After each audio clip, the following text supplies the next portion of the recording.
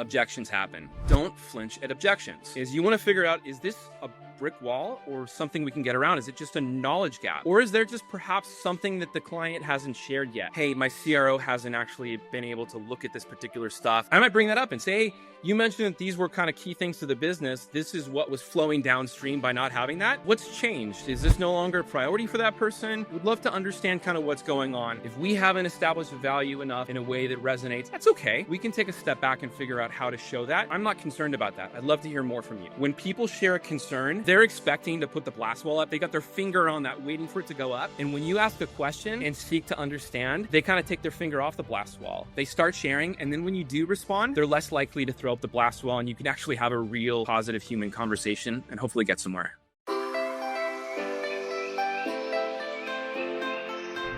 Good morning, everybody, and welcome to this episode of 30 Minutes to President's Club. My name is Armand Frog, and I'm here with my co-host, Nick Skelski. And folks, today we have a man who's been leading sales organizations for over 12 years. It's a Hollywood intro. Otter, I believe, just crossed a stupidly large ARR milestone, over $100 million in ARR.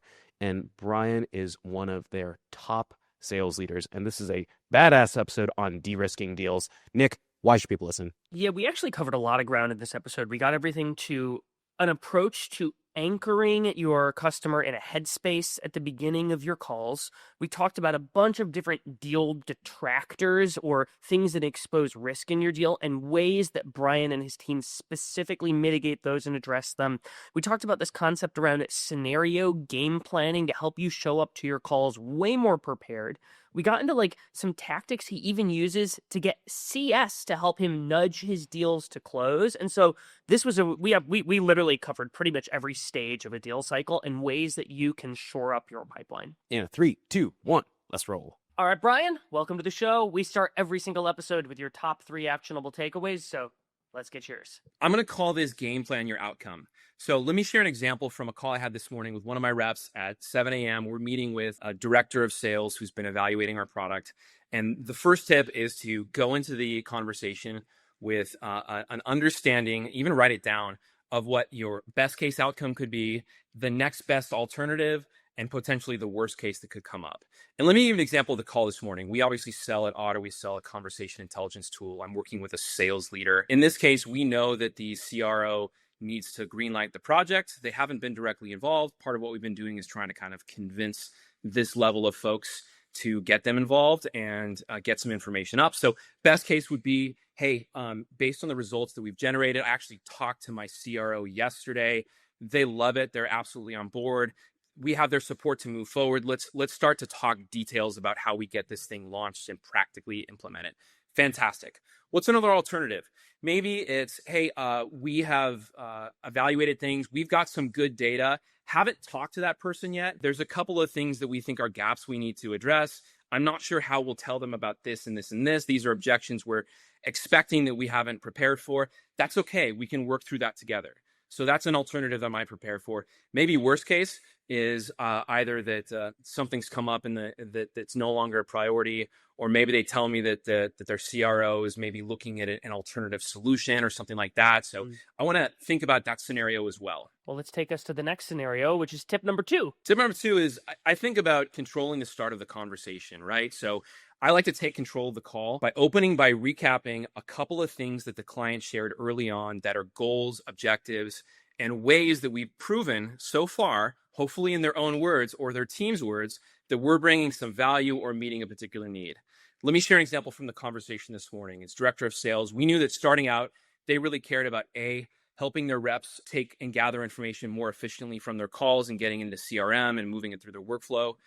2, creating coachable moments for their leadership. They're fast growing. They've got large sales teams. They're trying to coach at scale, and they wanted a way to provide high value coaching to their teams. And the third thing is to create that visibility layer for the executives to understand what's happening on a macro scale in the business. Where are we winning deals? Where are we losing deals? What are some trends that we're seeing out there in the market, potentially before they show up in the win-loss column? And so I like to start the call up by saying, hey, thanks for meeting with us today. When we met, kicked this off initially, you had shared that these were your kind of 2 or 3 things you wanted to solve for. And over the course of working with your team, we have heard A, B, and C that supports we're meeting those things. I'd love to hear today from you about where you feel like you're seeing this solution match up with those areas, and then we can talk about what this potentially means and how we can work together. All right, Bryan, round us out. What's number 3? The last thing, objections happen. Don't flinch at objections. When it comes up, the first thing I suggest people do is you want to figure out, is this a brick wall or something we can get around? Is it just a knowledge gap? Or is there just perhaps something that the client hasn't shared yet? So in this instance, maybe what they share with me is like, hey, my CRO hasn't actually been able to look at this particular stuff. I haven't been able to get their attention on this solution. I might go back and use what I learned early on about why we're doing this in the first place, because hopefully you tested and made sure that there was some real reasons for going down this evaluation. I might bring that up and say, hey, you mentioned that these were kind of key things to the business. This is what was flowing downstream by not having that. What's changed? Is this no longer a priority for that person? Have they found a different way to solve it? Would love to understand kind of what's going on. Then maybe there's ways we can help establish. If we haven't established value enough in a way that resonates, that's okay. We can take a step back and figure out how to show that. I'm not concerned about that. I'd love to hear more from you and get them to share a bit more. I think asking a question as opposed to offering a solution is really, really important.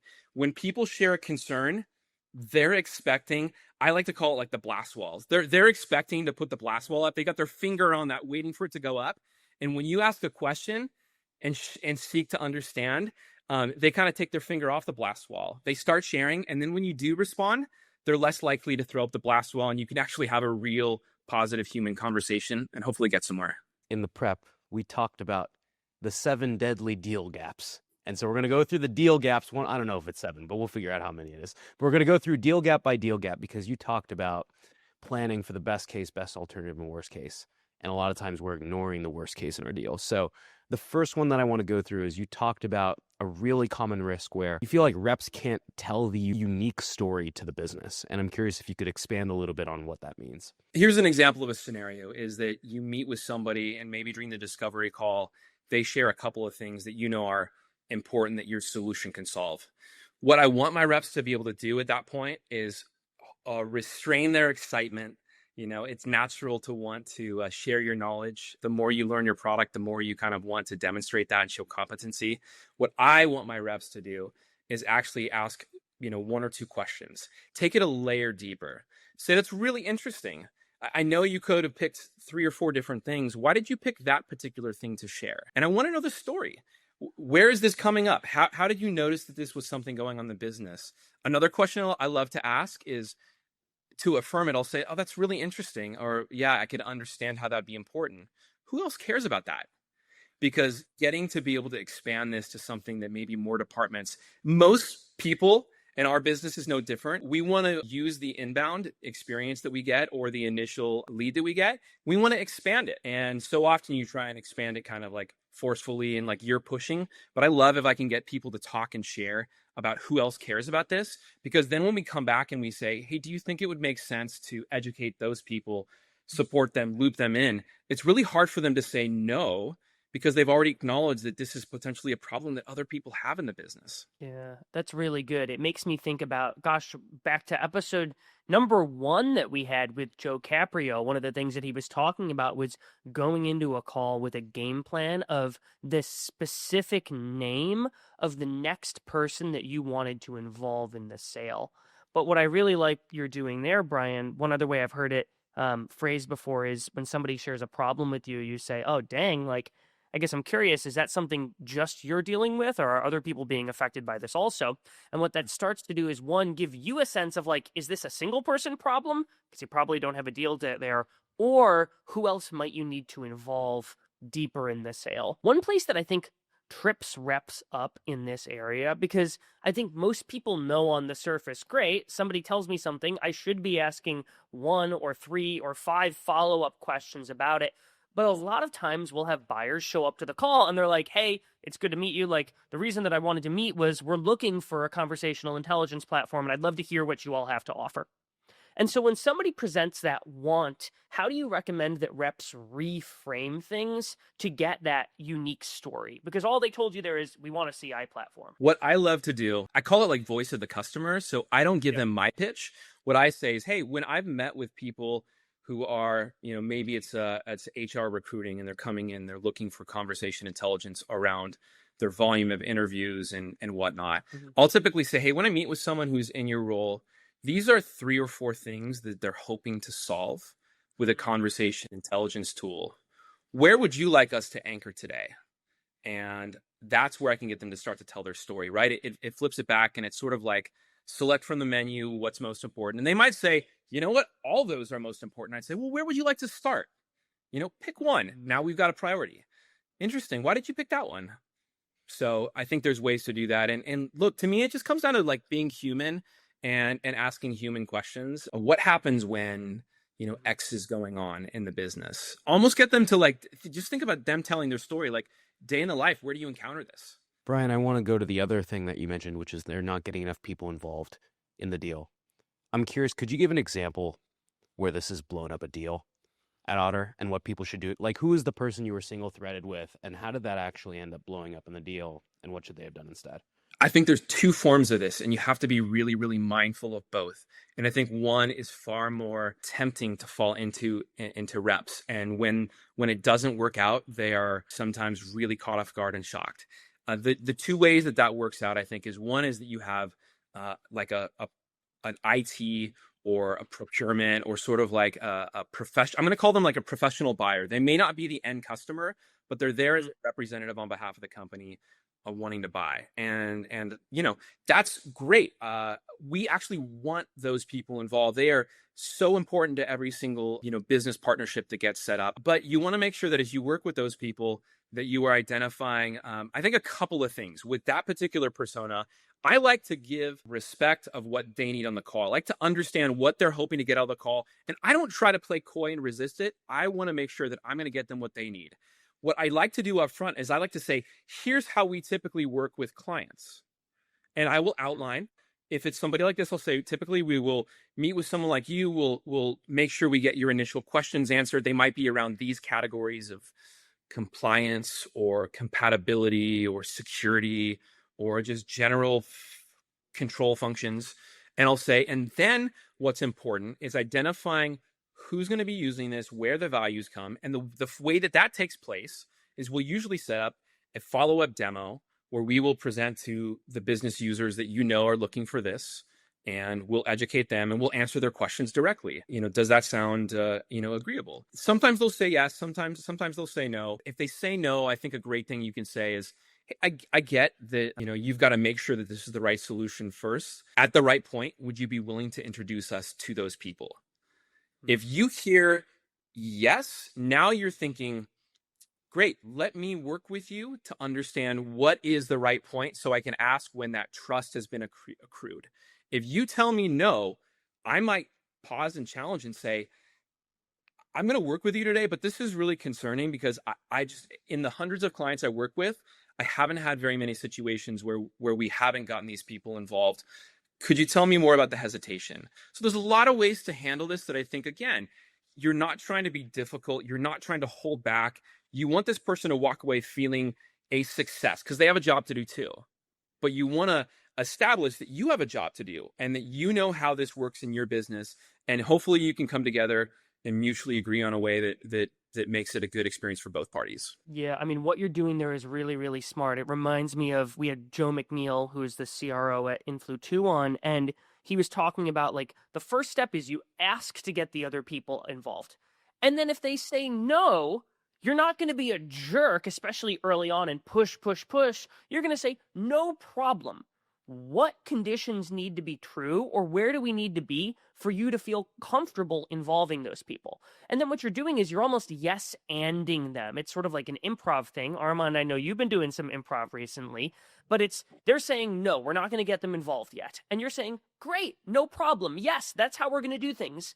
And when would we involve them? And that's how you actually go it from being this antagonistic fight to multi-thread to You're just getting the conditions that they need to be true. And if the conditions that they share are egregious, we need to do 57 demos with you and me, we need pricing aligned, we need this, this, and this, you're going to come on site and meet with just me 4 times, you might decide to opt out and say, that seems a little bit extreme. What's going on, folks? There are literally only 2 things that you need to nail as a salesperson if you want to make it to President's Club. The first is your ability to fill your calendar up with meetings and create new pipeline, aka prospecting.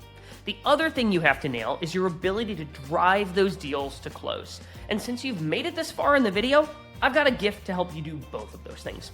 If you use the code YouTube at 30mpc.com/courses, you'll actually get $50 off our 2 best courses to help you nail both the creation of pipeline and the closing of pipeline. The first course is called Cold Calls to President's Club, and in that course, we teach you what to do, what to say, and how to sound in every single part of a cold call, from your call opener to how you pitch, to how you overcome objections, to voicemails and gatekeepers, and more. The second course is our discovery course, which is focused on how to sell in a way that doesn't feel like selling.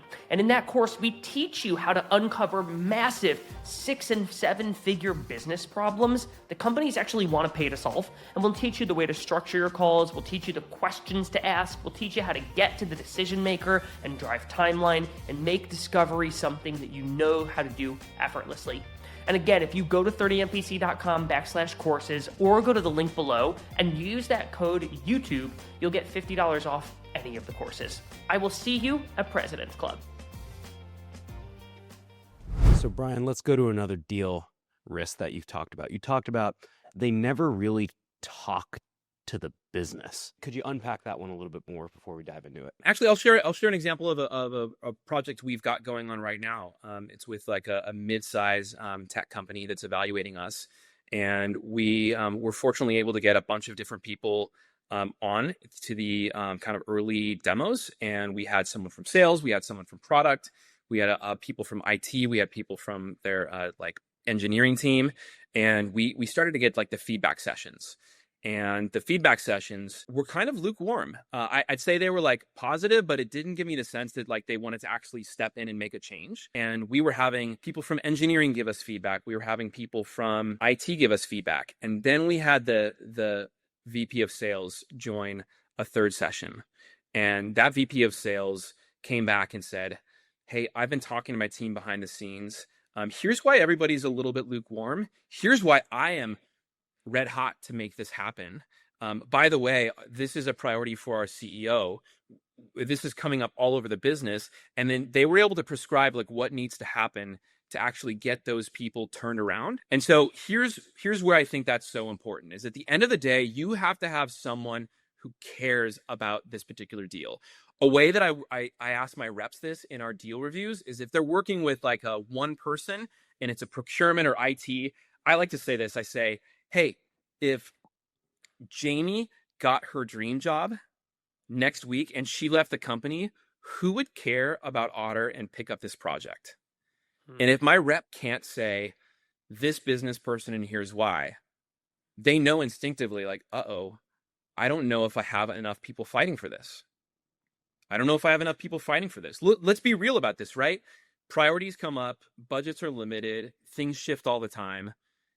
We all want our deals to be sticky. And the only way that they are is if you have multiple people who are in it fighting for you. And the people who care the most about this are the people that your tool serves or your solution serves. So you've got to get the business involved. You've got to. I want my reps to feel uncomfortable if they're getting further along and they haven't gotten like the end customer involved. Bryan, I actually want to go back to that conversation that you had with that VP, because that's a really interesting scenario where you've got multiple departments involved. You've got a lot of people who are lukewarm, but you've got someone who's a really important stakeholder who's like, I'm red hot. This is important to our CEO. Here's how we win over those other departments. I'm wondering if you can share some of the questions you asked that VP around how to win over the other departments. Because this is a common scenario I see where we've got a coach on the other side and folks don't necessarily know how to use that coach to help win over other people. I'll share a practical example. I think somebody in engineering had said to us and to my coach, hey, it feels like this tool is really good for sales, but I'm not sure if it's as good for engineering. Mhm. And so, a lot of reps, again, this goes to layering questions. A lot of reps will want to say, well, no, it is because of ABC. And so what I asked him is I said, okay, I said, that's a fair point. Maybe we didn't do our best foot forward in terms of what we showed them. I said, did they tell you what they would need to see in the solution for it to feel like it was a good fit for them? What are they wanting? And so we kind of anchored on the positive there as opposed to maybe what's missing. We just said, what is it that they want for it to feel like it's for them? And the VP of sales just smiled. And he said, you know what? He goes, I asked that exact question. And he wasn't volunteering that information. I think salespeople love to actually sell with other salespeople to sort of see how they run their deal cycle. And I think as salespeople, we want to be led through a process as well. But that actually took us into exactly what we needed to solve for to get this person turned around. So, Bryan, we've talked about risk number one, which is not being able to tell a story of the business. Risk number two, which is not talking to enough of the business.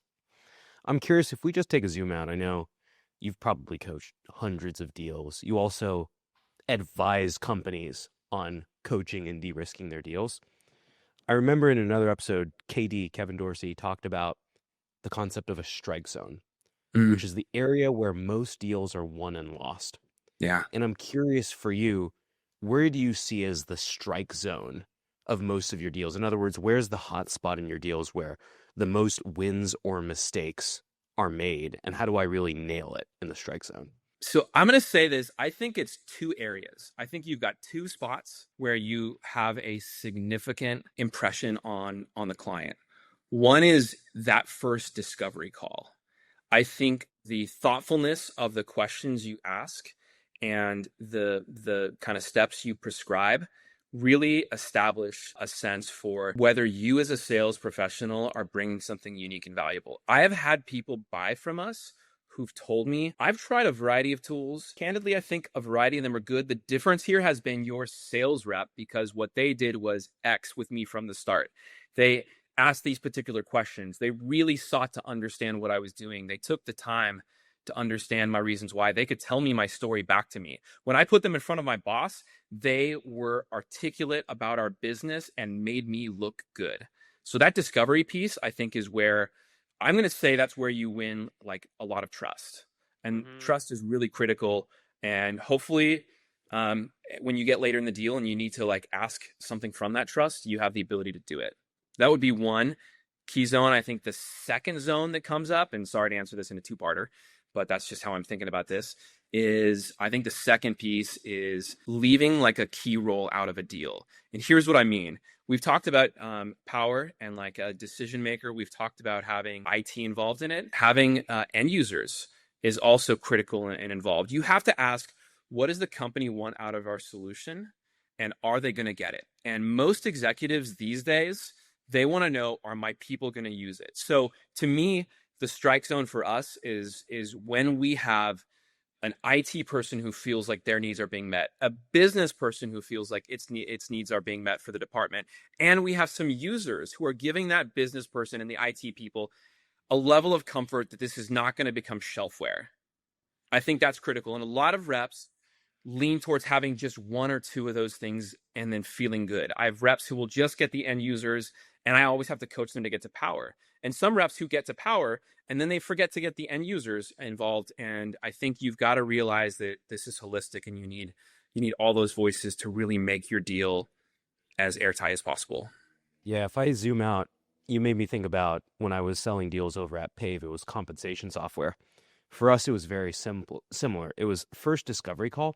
That's what gets you the champion, because usually in that first discovery call, you can figure out if there's the transfer of enthusiasm there. In other words, did you find a problem that's worth solving? And 9 times out of 10, if you did, they were interested in hearing how you could solve it. And that was like the first linchpin in the deal, is you need to find a champion who was like, I'm willing to bang the table. But then the second piece is getting them to believe you can actually solve it. And that changes for every company. For you, it's like getting the trifecta of power, champion, and end user in place, because they want to make sure that adoption is going to work.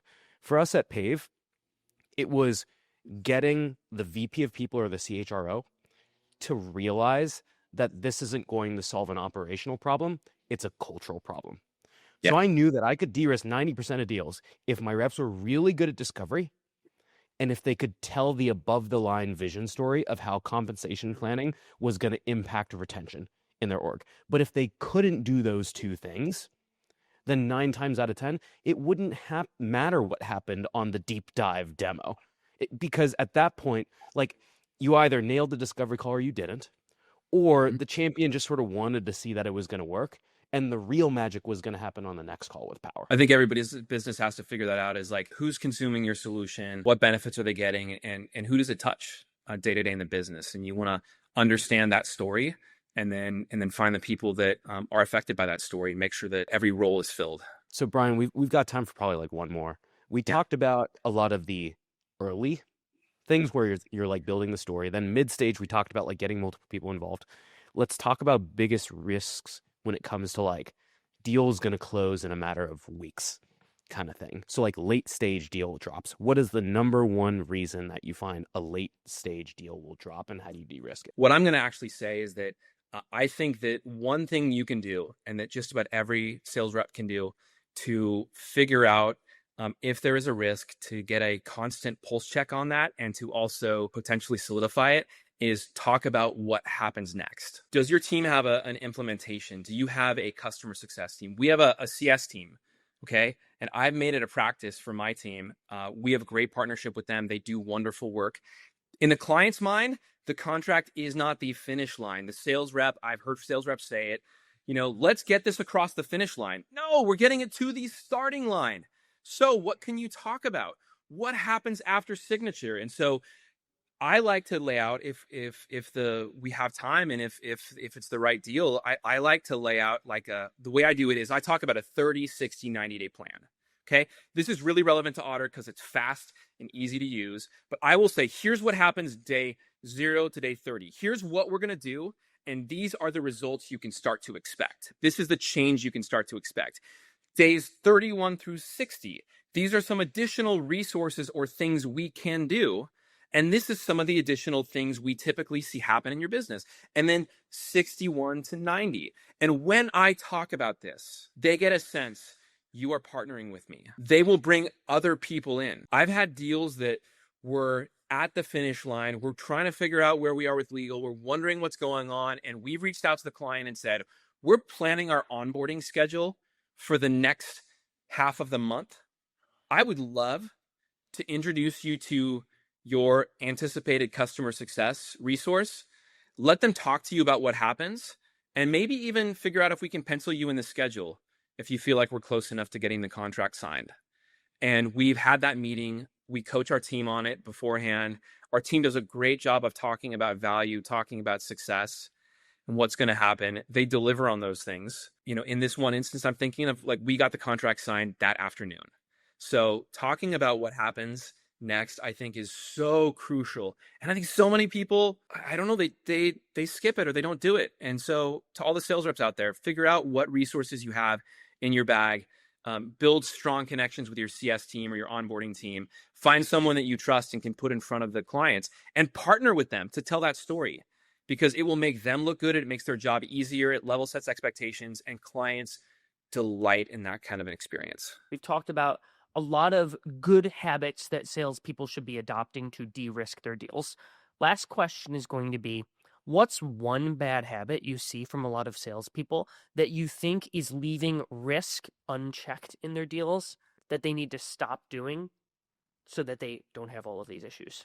I'm going to speak to my team. I think this is relevant to everyone who gets leads. I coach my team to be detectives. I want them to see a lead, and I want them to think that they have 1 day permission to go explore and gather information. I see so many reps who get a lead and they're a bit passive with it. They might have a great discovery conversation. They might try and take it and run from there, but they don't necessarily go on the outbound.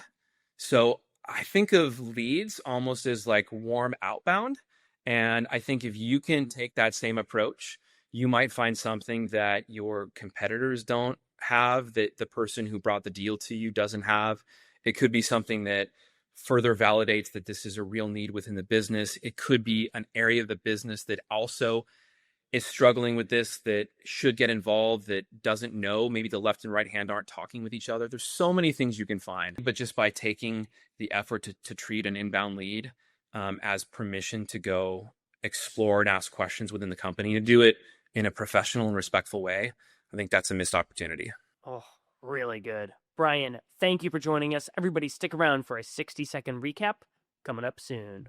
Alrighty, Nick, time for a 2x2 recap from this episode. Bryan Charlton, what do you have for your 2? My first is, do not tell your prospect that signing the contract is the finish line. It's not, it's the starting line. And one of the ways that you can encourage your deals to close is to start speaking to, as Bryan calls it, the 30, 60, 90 of what to expect once the contract is signed and the project starts. The framework he talks through for 30, 60, 90 is for each of those periods, he talks through what we will be doing in that period and then what results to expect for each stage in that period. My second is, oftentimes, this is a discovery question that Bryan shared with us. A lot of times, prospects will come to us and they will tell you what they are looking for. They'll show up and they'll say, yeah, we're looking for a conversational intelligence tool. And the way that Bryan flips their want into a real discovery conversation is he will lay out the 3 to 4 things that he believes is making them look, the pain points, the problems, the priorities